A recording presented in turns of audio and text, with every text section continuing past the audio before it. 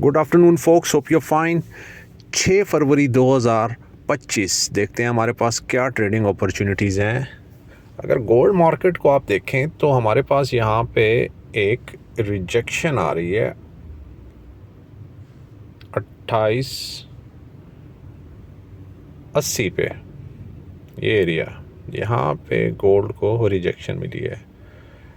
Patterns की अगर बात करें तो ये देखें, head and shoulder. Head and shoulder का मतलब है कि रिवर्सल आ सकता है मार्केट के अंदर। आज का दिन हम बाइंग बिल्कुल भी नहीं करेंगे। हमारी एक्सपेक्टेशन कुछ इस तरह से है 2850, 2830 और ये है हमारा फिब लेवल 2814। यहाँ तक मार्केट जा सकती है। बाइंग करना बहुत रिस्की है। स्टॉप लॉस आप अपना यहाँ पे लगाएं 2880। इससे ऊपर आप स्टॉप लॉस लगाएं और इन बिटवीन यहाँ पर पोजीशन बिल्डिंग करें, शॉर्ट पोजीशंस।